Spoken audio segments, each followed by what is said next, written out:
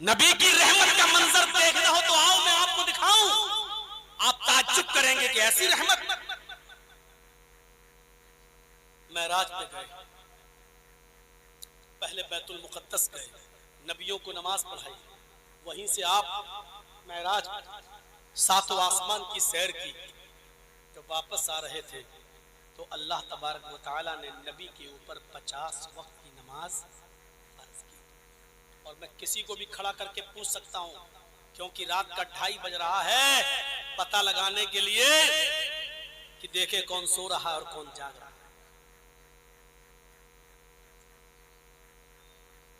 कितने वक्त की नमाज फर्ज हुई? 50। आप लेके चले आ रहे हैं, ठीक है, 50 खुश है, अल्लाह के नबी खुश हैं। और जब लौटते हुए 7वें आसमान से 6ठे आसमान पर आए, भाई जब लौटेंगे तो 7वें से पहले 6ठा ही तो पड़ेगा, फिर 5वां, फिर 4था, आ रहे हैं वापस। तो जब 6ठे पर आए तो वहां मूसा अलैहिस्सलाम खड़े हैं दरवाजे पर। ऐ मोहम्मद कहो सल्लल्लाहु अलैहि वसल्लम, क्या मिला? मैं आपके दिमाग में घुसा रहा हूं, सुनिए क्या दिया अल्लाह ने। कहा मूसा, अल्लाह ने 50 वक्त की नमाज का तोहफा दिया है। हजरत मूसा अलैहिस्सलाम ने जो कहा वो सुनिए। अरे अल्लाह के नबी, अरे मोहम्मद सल्लल्लाहु अलैहि वसल्लम, 50 वक्त की नमाज है, ये तो बहुत ज्यादा है। नहीं नहीं नहीं, चाहिए कम कराइए अल्लाह के पास। अल्लाह के नबी ने कहा नहीं नहीं, मेरे रब ने तोहफा दिया और मैं उसमें कम कराऊं? नहीं, मूसा को मना कर दिया डायरेक्ट, मैं कम नहीं कराऊंगा, मैं नहीं चाहूंगा। अब मूसा ने जो बात कही उसको गौर से सुनो। आए मोहम्मद, आप तो पढ़ लोगे 50 वक्त की नमाजें, इन्ना उम्मतक ला तुतीक, लेकिन आपकी उम्मत 50 वक्त की नमाज नहीं पढ़ पाएगी। चीज बताना है भैया।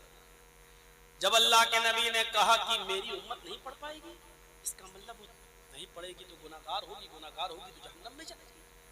मूसा ने कहा वही मैं बता रहा हूं। आए मूसा, अगर मेरी उम्मत 50 वक्त की नमाज नहीं पढ़ पाएगी तो फिर क्या फायदा कि मेरी उम्मत के अपराध जहन्नम में जाए? नहीं नहीं, मैं अपनी उम्मत को जहन्नम में जाता हुआ नहीं देख सकता। अल्लाह के नबी फिर जाते हैं, आय अल्लाह जी, क्या बात, कुछ कम कर दे। ओ, डू यू वांट डिस्काउंट? तखफीफ चाहते हो, नमाजों में कमी? जी, मेरी उम्मत 50 वक्त की नमाज नहीं पढ़ पाएगी। अल्लाह ताला ने कहा अच्छा ठीक है, जाओ। आए मोहम्मद 10 वक्त की कम कर दी, 40 वक्त। ये अल्लाह को तो मालूम ही है। फिर आए 6ठे आसमान पर, मूसा ने कहा कहो क्या हुआ? हाय मूसा, अल्लाह ने 10 वक्त की कम कर दी। देखिए नबी खुश हैं, अपनी हैसियत से सोच रहे हैं मैं तो पढ़ लूंगा, खुश हैं। मूसा ने कहा ये भी ज्यादा है, फिर जाओ। कहा मूसा 10 वक्त की कम कर दी, और कितनी कम कराऊं? अरे जाओ, रब बड़ा मेहरबान है, कर देगा। नहीं मूसा, एक बार कम कर तो दी। मूसा ने फिर कहा इन्ना उम्मतक ला तुतीक, आपकी उम्मत 40 वक्त की भी नहीं पढ़ पाएगी। 40 वक्त की भी नहीं पढ़ पाएगी। आए मूसा, तुम्हें तजर्बा है, तुम अल्लाह के नबी बनकर पैगंबर बनकर जा चुके हो, तुम्हें नबूवत का तजर्बा है। ठीक है, अगर मेरी उम्मत नहीं पढ़ सकती तो फिर जाऊं। फिर गए। अल्लाह ने कहा अब क्या हुआ? अल्लाह, मेरी उम्मत 40 की भी नहीं पढ़ पाई, और कम कर दूं? हाँ, 10 और कर दूं, 30। मूसा ने कहा ये भी ज्यादा है।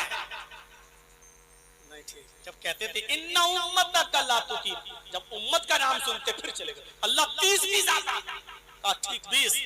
फिर आए, मूसा ने कहा ये भी ज्यादा है, आपकी उम्मत नहीं पढ़ पाएगी। फिर गए, अल्लाह ने कहा 10। जाओ ठीक। मूसा 10 रह गई, अब तो जाना। नहीं नहीं, ये भी ज्यादा। कहा नहीं, अब नहीं जाना, 10 वक्त की पढ़ लेगी मेरी उम्मत। तब मूसा अलैहिस्सलाम ने अपना तजर्बा बताया। आए मोहम्मद, तुम कह रहे हो मेरी उम्मत 10 वक्त की पढ़ लेगी, मेरी उम्मत पर तो 2 ही वक्त की नमाज फर्ज थी, मेरी उम्मत 2 वक्त की नहीं पढ़ पाई, आपकी उम्मत 10 वक्त की कैसे पढ़ लेगी? मुझे तजर्बा है, आपकी उम्मत 2 वक्त की भी नहीं पढ़ पाई। नहीं, तो फिर गए अल्लाह के पास। अल्लाह ने कहा अब क्या हुआ? कहा अल्लाह, मूसा कह रहा कि मेरी उम्मत 2 वक्त की नहीं पढ़ पाई, आपकी उम्मत 10 वक्त की। अल्लाह मेरी उम्मत के लिए और मेहरबानी कर दे, तखफीफ कर दे। अल्लाह ने कहा 5 चले जाए। मूसा ने कहा कितनी हुई? कहा 5। कहा एक बार और चले जाइए, ये भी ज्यादा है। अल्लाह के रसूल ने कहा नहीं मूसा, मुझे अपने रब के पास बार बार जाने में शर्म आ रही, कितनी बार कम कराऊं? 5 ठीक है। जैसे ही नबी ने कहा 5 ठीक है, मुझे अपने रब के पास बार बार जाने में शर्म आ रही है, कितनी कम कराऊं? आवाज आती है ऊपर से, आए मोहम्मद तुम मेरी रहमत से ना उम्मीद हो गए, आए मोहम्मद तुम मुझसे शर्मा गए, आए मोहम्मद सल्लल्लाहु अलैहि वसल्लम अगर तुम एक बार और मेरे पास आ जाते तो मैं और कम कर देता, लेकिन अब तुमने मेरी रहमत से ना उम्मीद हो गए, शर्मा गए। जाओ, मैंने 5 वक्त की नमाजें आपको फर्ज कर दी है, अब यहां आने की जरूरत नहीं, 5 वक्त की मोहर लगा दी। मूसा अलैहिस्सलाम ने कहा लो जाओ, आप कह रहा था चले जाओ चले जाओ। अच्छा, कुछ लोग यहाँ बैठ के बड़े दिमाग में लगा के सोच रहे होंगे कितनी बड़ी गलती कर गए। अच्छा, कुछ लोग हैं कि खुराफाती खोपड़ी वाले सोच रहे होंगे अल्लाह के नबी काश एक बार और चले गए होते तो 3 वक्त की और खत्म हो गई होती। सुबह उठो पढ़ लो, शाम को सो पढ़ लो, बस आराम से 2 वक्त की नमाज। अरे मेरे भाइयों, मूसा का तजर्बा है कि मेरी उम्मत 2 वक्त की नहीं पढ़ पाई। अल्लाह के नबी अगर एक बार और चले गए होते और 3 वक्त की और कम हो गई होती, 2 ही वक्त की रह जाती।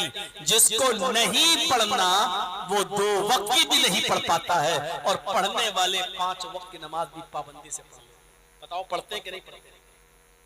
पढ़ने वाले 5 वक्त की नमाज के साथ साथ तहज्जुद भी पाबंदी से पढ़ लेते हैं, और न पढ़ने वाले 2 वक्त की तो छोड़िए, जुमा तक उनको नसीब नहीं होता है, और बहुत सौ को तो ईद और बकरीद तक भी नसीब नहीं होती है। न पढ़ने वाले जुमा तक नहीं पढ़ रहे हैं, और पढ़ने वाले 5 वक्त के साथ साथ तहज्जुद भी पढ़ लेते हैं। ये तो अपने ऊपर डिपेंड करता है कि आप किस चीज को कितनी अहमियत दे रहे हैं। बॉम्बे की सरजमीन पर मैंने एक तकरीर की थी, और उसके बाद फजर की नमाज के बाद मस्जिदें भरने लगी, फजर में मस्जिदें भरने लगी थी, सोते रहते थे।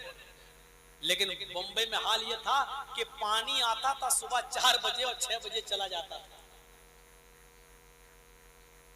तो 4 बजे पानी भरने के लिए सब उठते थे, लाइन लगाते थे, क्योंकि उनको मालूम था कि अगर सोते रहे और 6 बजे पानी चला गया तो कुल्ला तक नहीं कर पाएंगे। मैंने मिसाल दी थी कि आदमी जब इसको अपनी जिंदगी से जोड़ लेता है तो पानी भरने के लिए देख लो, हमारी औरतें भी 4 बजे उठ जाती हैं, हमारे बूढ़े भी उठ जाते हैं, हमारे भाई भी उठ जाते हैं। ये उन्होंने अपनी जिंदगी का हिस्सा बना लिया।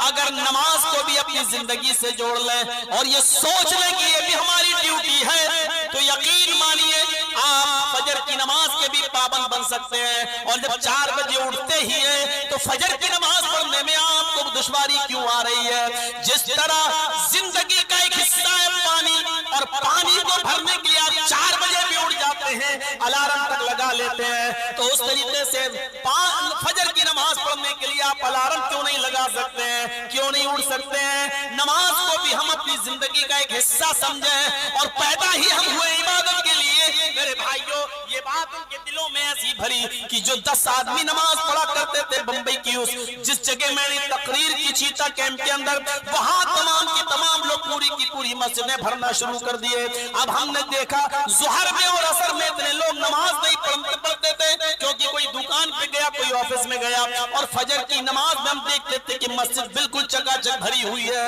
मेरे भाइयों, अपनी जिंदगी से जोड़िए और ये सोचिए कि जिस तरह अगर पानी 4 बजे आता है तो हमें उठना पड़ता है, ऐसे ऐसे ही उससे ज्यादा जरूरी हमारे लिए नमाज, हम नमाज के लिए भी उठेंगे तो फिर आदमी इसको अपनी जिंदगी का एक हिस्सा बना लेगा, अलार्म लगाएगा। अगर इसको जोड़ ले कि जिस तरह पानी हमारी जिंदगी के लिए जरूरी है, नमाज भी हमारी जिंदगी के लिए जरूरी है।